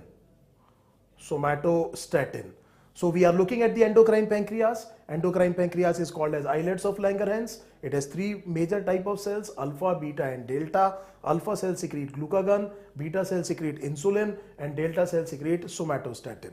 Now right at the outset, please understand, glucagon increases blood glucose level and insulin decreases blood glucose level, and therefore the two hormones are antagonistic to each other. That means have opposite actions on the level of the blood glucose. So I will be starting primarily with the discussion of insulin. So let us look the very important hormone, which is insulin. Now insulin decreases blood glucose levels. So we are doing this topic for NEET 2, therefore I am just giving you the most important points here. Now please understand, insulin decreases blood glucose level. How does it do so? It promotes uptake of glucose. It promotes uptake of glucose by body cells. Uptake by body cells. अगर blood glucose blood से निकल करके body cell में चला जाएगा तो blood में glucose level क्या हो जाएगा? कम हो जाएगा. That is why we say it decreases blood glucose level. It also promotes the utilization of glucose by body cells and also promotes storage of glucose by body cells. So actually it decreases blood glucose by increasing uptake, utilization and storage of glucose by body cells. Now this action is more pronounced on liver indirectly, and directly on adipose tissue and muscle. So please understand the metabolic functions of the insulin hormone. Blood glucose पे आप देखिए कि क्या इसका असर है. ये blood glucose level कम करता है. It increases the uptake, utilization and storage by body cell, and the effect is markedly seen on liver, which is an indirect effect, and direct effect on adipose and muscle. Now let us see what it does on fat metabolism. So the second effect would be on fat metabolism. Insulin promotes deposition of fat in adipose tissue. So it promotes deposition of fat in adipose tissue, and actually it retards the breakdown of fat.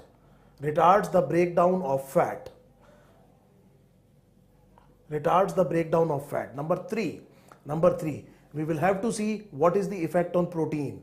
Now please understand, insulin causes effective absorption of amino acids from the intestine and they are transported into cells, and these amino acids will be used to make proteins, and therefore we will say that it has a positive anabolic effect on proteins. और जैसा कि हमने पहले भी देखा है कि proteins are involved in growth, and therefore we say that insulin and growth hormone have a synergistic effect on growth, that means दोनों मिलकर के proper growth करेंगे. अगर if there is a type 1 diabetes lacking insulin from the childhood and having a proper secretion of growth hormone is not likely to achieve 100% of the growth. So this is absolutely clear. Now let us see what happens in the deficiency of insulin. When the insulin is deficient, what is going to happen? We know the disease is called as diabetes mellitus. So insulin deficiency causes diabetes. Let us see what happens. Obviously, the blood glucose level will increase. So the blood glucose level is increased. This is exactly what we know. Blood में glucose का level increase हो गया. That makes the blood hypertonic. यहाँ पर solute ज़्यादा है because the glucose concentration is higher in blood, so blood becomes hypertonic and water from the surrounding area will move into the blood vessel, and therefore what you will see that blood volume is increased. Blood volume is increased means there will be an increase in blood pressure. So please understand, whenever the glucose concentration in blood is increased, the blood becomes hypertonic. It leads to migration of the water from the surrounding spaces into the blood vessel, and therefore the blood volume gets increased and the blood pressure is also increased. And when the blood pressure is increased, we know that glomerular filtration rate will be increased. I am making a very important flow chart. Please follow it. So blood volume increase हुआ, blood pressure increase हुआ, glomerular filtration rate increase हुआ. Obviously you can understand the urine output is increased.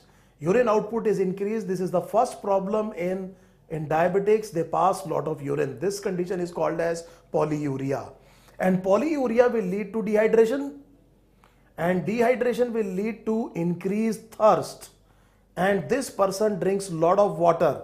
This is called as polydipsia. So diabetics बहुत जल्दी ये complaint करते हैं कि उनको यूरिन बहुत ज्यादा आता है और वो पानी बहुत ज्यादा पीते हैं. Now we know by this flow chart that why this is happening. Third thing, they will eat more. They have polyphagia. Don't have time to explain in detail why this is so, but please understand the three important P's: polyuria, polydipsia and polyphagia. These are the three important things. Number four, whenever blood glucose level is more than 180 milligram%, make a note of this. Whenever the blood glucose level is more than 180 milligram%, this will be passed in urine. This condition is called as glycosuria. So diabetes mellitus, the patient will have glucose in his urine. This is the fourth thing. And because the protein anabolism is badly affected, and therefore the muscles will be getting weak. Therefore diabetics also have asthenia. Asthenia is weakness. So now we understand what happens when there is insulin deficiency and how does it affect the blood glucose concentration. The 5 clinical features would be polyuria, will be polydipsia, that will be excessive thirst, polyphagia, eating more, weakness, and glycosuria. This is what is diabetes mellitus. But please understand a very important fundamental. A doctor is not worried much about the ill effects of the deficiency of insulin on glucose concentration. We are rather more worried about what happens in insulin deficiency on fat metabolism. So I am making a diagram to emphasize the point that I am making right now. Please understand this point in detail. Now let us say that this is a hepatocyte. This is a hepatocyte, that means it is a liver cell. And this is adipocyte. This adipocyte is a fat cell. Now what you will see that adipocyte has an enzyme which is called as hormone sensitive lipase. Now everybody knows lipase will be breaking down fat, and insulin retards this. Insulin inhibits hormone sensitive lipase in adipose tissue, and therefore in the presence of insulin the fat does not break down. So normally what happens? Normally what happens when you eat a meal and your blood glucose level is increased, this glucose is transported into the hepatocyte. Then you use this glucose in glycolysis, you make pyruvate, you make acetyl-CoA, then you put it into Krebs cycle, then electron transport chain and make ATP. This is what is called as utilization of glucose. So there is uptake, there is utilization, and you can make only that much ATP for which you have ADP available. And if the glucose is more, some of the glucose is converted into glycogen and the liver cell will store glycogen. But if it is more, still more, the acetyl-CoA will be converted into fatty acid. The fatty acid will be transported into adipose tissue, and in the adipose tissue fatty acid joins with glycerol, and this leads to the formation of fats, and these fats get deposited. Now please understand what insulin is doing. Insulin is promoting the uptake of glucose into the body cells, say for example liver, and it causes the utilization of the glucose by the body cell. The excess of the glucose can be stored as glycogen, more excess is converted into fatty acid. The fatty acids are transported to the adipose tissue where they join with glycerol and fats are formed and the fats are deposited in the body. Now let us see what happens in diabetes.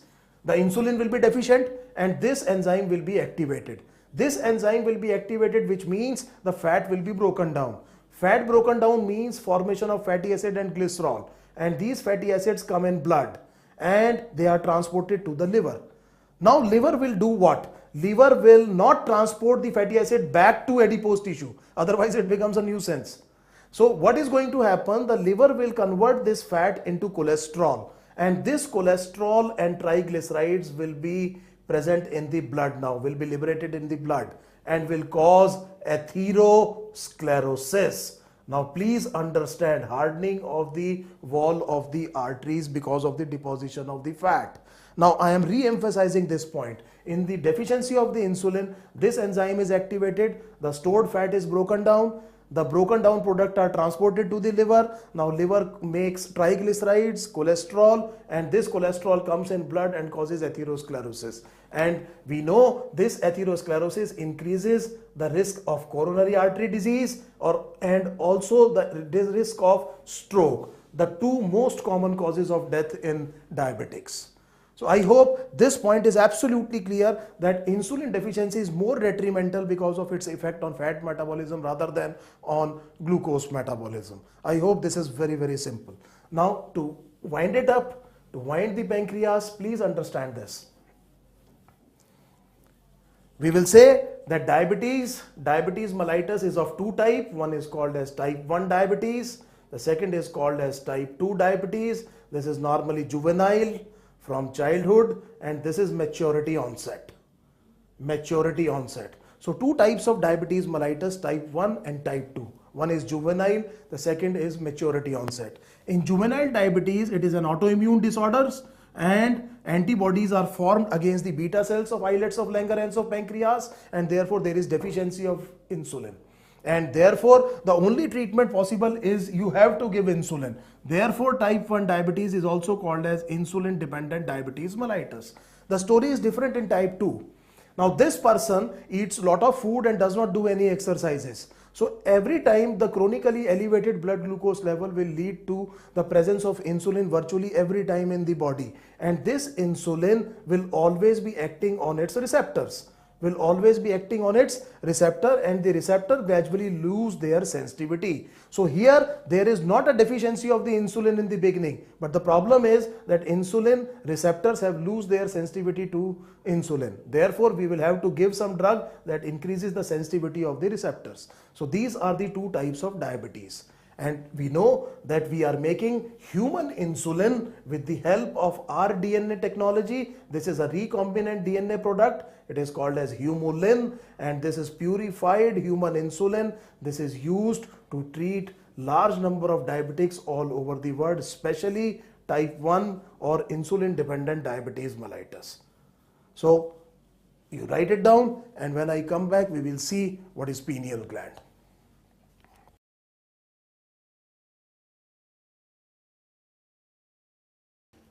So now I will tell you something about a very enigmatic endocrine gland, which is the pineal. I say enigmatic because we do not know a very great deal about this gland. And we know when we do not know something very clearly about something, there are so many stories that are built around this particular gland. What we know, that this pineal is located in brain. It is located in brain, पहली चीज. Number two, it is formed by the neurons that are seemingly coming from diencephalon. So two things. Second, we know that it produces a hormone which is called as melatonin. It produces a hormone which is called as melatonin. And third thing we know that it has deposition of calcium with age. So there is deposition of calcium in pineal with age, and therefore in older ages pineal can easily be seen in X-rays, and that is why it is also sometimes called as the brain sand. So I am telling you three very important points that I am absolutely sure about pineal. So there was a French philosopher, René Descartes. He said that pineal is the seat of the soul as well. कुछ लोग कहते हैं ये आत्मा का निवास है. So many things. People say that it is a remnant of what was the third eye. जो तीसरी आंख थी हमारे किसी एक पूर्वज की, उसका remnant है. लेकिन जो मैं आपको 3 पॉइंट बता रहा हूँ वो ये है कि एक तो ये हार्मोन जो प्रोड्यूस करता है मेलाटोनिन, इसमें डिपॉजिट होता है calcium with age, therefore it is seen in even simple X-rays. That is why it is called as brain sand, and it is located in the central nervous system. This is what we know. Now let us see what are the functions of the melatonin. Now before that, a very important point. Pineal is stimulated by light. Now light means lack of light. Now please understand what I am saying. Pineal gland secretes melatonin, and melatonin regulates seasonal fertility.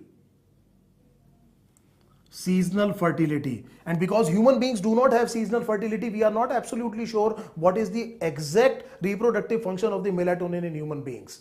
But it has to do something with fertility. But please remember, human beings में seasonal fertility नहीं होती. Number two, it also regulates the diurnal rhythm. The diurnal rhythm. Diurnal rhythm is the sleep wakefulness cycle or the biological clock. आपको नींद आने के time पर नींद आती है, भूख लगने के टाइम पर भूख लगती है, और अगर आपको नींद आने के टाइम पर नींद नहीं आ रही है तो आप चिड़चिड़े हो जाते हैं. उसकी सारी वजह यह है कि आपकी बॉडी के अंदर एक घड़ी चल रही है. इस घड़ी को हम कहते हैं डायर्नल क्लॉक या बायोलॉजिकल क्लॉक. इस रिदम को मेंटेन कौन करता है? Pineal. And third thing, as I told you, it is stimulated by lack of light. Now what we know, whenever the light duration is less, that means the days are shorter and the nights are longer, the pineal is stimulated and it secretes melatonin, and this melatonin somehow reaches the anterior pituitary and suppresses the secretion of gonadotropins. Please understand what I am saying. I am saying melatonin is secreted when the light availability is less. सर्दियों के time पर pineal क्या हो जाएगा? Stimulate हो जाएगा, वो secrete करेगा मेलाटोनिन. मेलाटोनिन पहुंचेगा एंटीरियर पिट्यूटरी पे, और एंटीरियर पिट्यूटरी से गोनाडोट्रोपिन्स के सिक्रीशन को कम कर देगा. And you can easily understand, if the secretion of the gonadotropins is decreased, therefore it will adversely affect the fertility. The fertility of these animals will be reduced. What happens when the days get longer?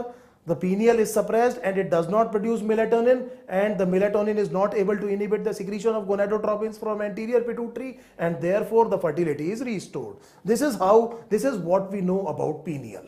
This is what we know about pineal. So the next gland that I will be telling you would be thymus.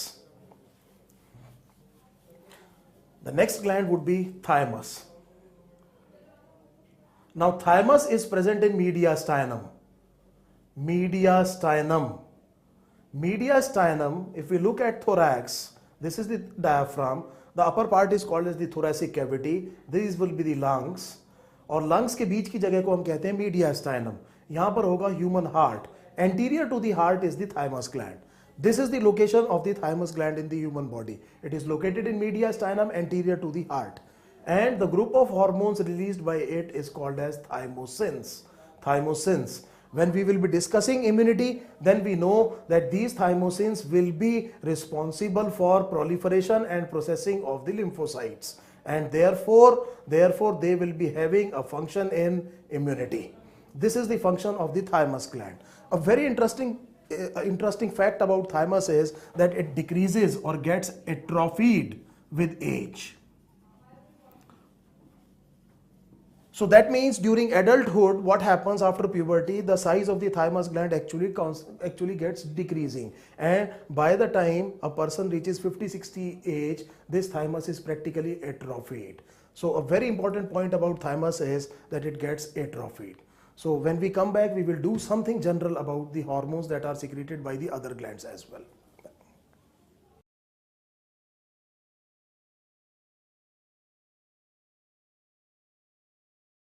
So I know this is a NEET 2 that we are talking about. It is a crash course. So I have tried to do justice with the endocrine system because it is a vast topic.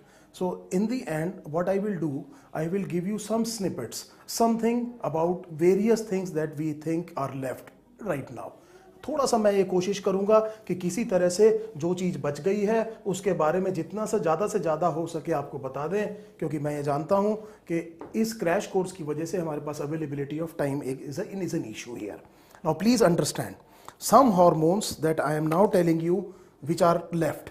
देखिए, development of mammalian breast. Now this is a very important question. Development of the mammalian breast tissue. Now the structure of the human breast, that means the ducts etc., this is because of estrogen. Question तैयार कीजिए. Structural development will be estrogen. The functional capability is provided by progesterone.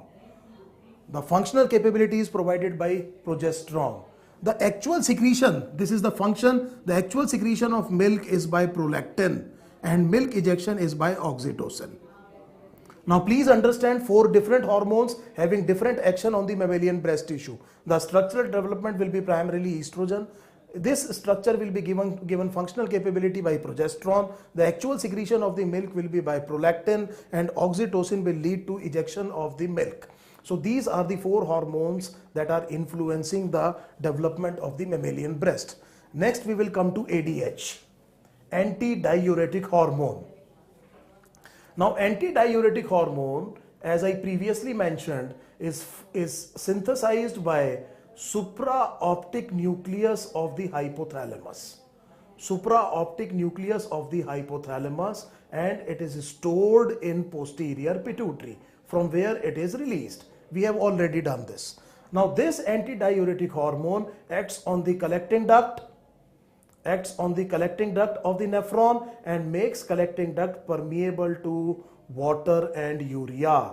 So this is a rapid fire thing that I am doing. Please understand, antidiuretic hormone mainly acts on the collecting duct. It does have some effect on the DCT as well, and make this part collecting duct permeable to both water and urea, and therefore will be involved in concentration of urine,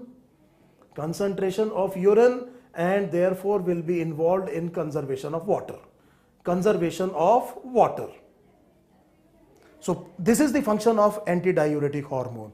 So in the passing remark, let me tell you, the deficiency of antidiuretic hormone causes a disease which is called as diabetes insipidus. Now diabetes insipidus because it is involved in conservation of water, and deficiency of ADH will lead to polyuria. Polyuria is an increased output, urine output, followed by polydipsia. अगर आपकी body से urine output में पानी ज्यादा loss होगा तो आपको प्यास ज्यादा लगेगी, आप पानी ज्यादा पिएंगे. लेकिन to differentiate it from diabetes mellitus, it does not have glycosuria, and therefore this disorder is called as diabetes insipidus. So next in line would be oxytocin. Oxytocin is similarly synthesized in hypothalamus but by a different nucleus. This is called as the paraventricular nucleus. Paraventricular nucleus of the hypothalamus secretes oxytocin. Again, it is stored in posterior pituitary. Oxytocin का एक function ये है कि it acts on the gravid uterus at the time of childbirth. We know this is called as parturition. So I am telling you this again, it acts on the gravid uterus. Gravid uterus is a pregnant uterus and during the time of childbirth and leads to childbirth or parturition. That means it contracts the smooth muscles of the uterus, causing labor pains and helping in delivery of the child. This is a very important function of oxytocin. We have already seen oxytocin contracts myoepithelial cells of the breast tissue and this leads to ejection of milk. We have already seen this function. The third thing, please remember this, oxytocin is a bonding hormone. Why we are having a special bond with our mothers? It is because of oxytocin. Oxytocin helps in creation of a special bond between the mother and her child. So the next in line would be, so we have done the posterior pituitary releasing center hormones, the ADH and oxytocin. एक छोटी सी बात और आप याद रखिएगा, both ADH and oxytocin are nanopeptides. Nanopeptide means it contains 9 amino acids and 7 are identical. So they differ only in 2 amino acids and therefore at higher doses ADH can also cause contraction of the smooth muscles, especially of the blood vessel, and therefore can increase the blood pressure, and we all know that ADH is also called as vasopressin. So I will now take up some hormones that are not synthesized by the organized endocrine glands. So let us begin with the GI hormones. GI would mean gastrointestinal hormones. One would be gastrin. Gastrin is secreted by the stomach mucosa and gastrin increases stomach motility and it also causes increased secretion of HCl. So gastrin is a hormone that is secreted by the stomach mucosa, increases stomach motility and increases the production of HCl.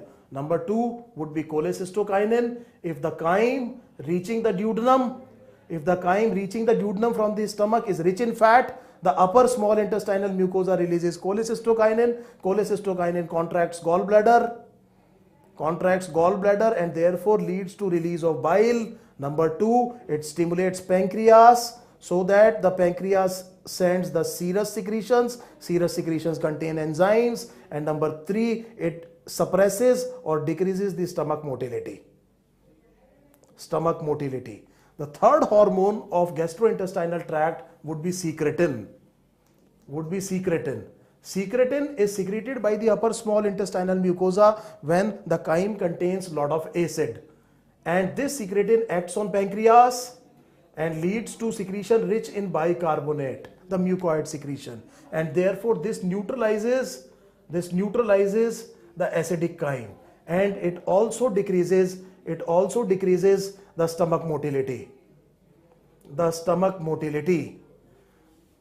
And another hormone that is produced by the gastrointestinal tract is gastric inhibitory peptide, again by small intestinal mucosa, and it also decreases stomach motility.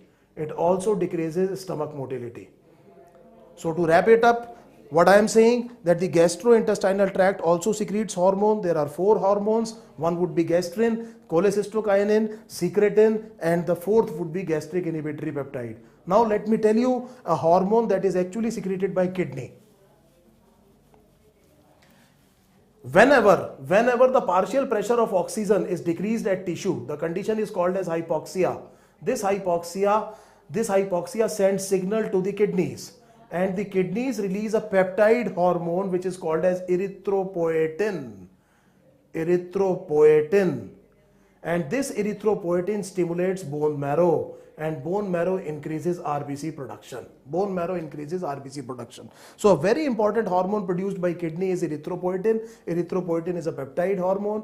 How it is produced? Whenever body tissues have less partial pressure of oxygen, the condition is called as hypoxia, and kidney is stimulated. Kidney secretes erythropoietin, and erythropoietin stimulates bone marrow, which increases RBC production. I will give you an example. People who are living at very high altitude, the partial pressure of oxygen in atmosphere is less, and therefore they will likely to be having what? Hypoxia, and therefore they have increased RBC count. हम जानते हैं कि पहाड़ों पे रहने वाले लोग थोड़े लाल ज़्यादा होते हैं, उनमें आरबीसी काउंट ज़्यादा है, उसकी वजह ये है. This is called as physiological polycythemia. This is called as physiological polycythemia. Now let us look at some other hormones. The hormones produced by the gonads. So this is a point of discussion more in the reproductive system, so I am giving just a passing reference here. So testosterone. Testosterone is the main androgen or the male sex hormone produced in human beings, and we know it is secreted by the interstitial cells of Leydig of testes, and 2 or 3 very important things. It is involved in regulation of spermatogenesis. It also causes descent of testes during fetal life, and development of secondary sexual characters in males. So these are the very important functions of testosterone. Testosterone is the male androgen. And if we look at females, so females, you will see but estrogen. Estrogen is the hormone that regulates the development of secondary sexual characters in females. So this I will repeat. Now please remember, estrogen lead to the development of secondary sexual characters in female and not progesterone. Number 2, the entire structural development we have already seen. Estrogen undergoes a positive feedback with LH. This leads to ovulation. It leads to regeneration of the endometrium. These are some of the functions of estrogen. And more importantly, progesterone. Progesterone is basically a pregnancy hormone. Pregnancy hormone means it supports endometrium, it suppresses FSH and LH, and therefore prevents a second pregnancy during ongoing pregnancy, and during pregnancy it suppresses myometrium contractility. Therefore there are no chances of any threatened abortions. आप समझ सकते हैं कि अगर pregnancy के दौरान progesterone का level कम हुआ तो मायोमेट्रियम कॉन्ट्रैक्टिलिटी इंक्रीज हो जाएगी, and this can cause abortions. So I hope in the limited time we have been able to do some justice to the endocrine system. Please remember, dear students, this is a very important topic. You are likely to get 2 questions from endocrine system. Best of luck for your exams. See you soon with some another topic. Thank you.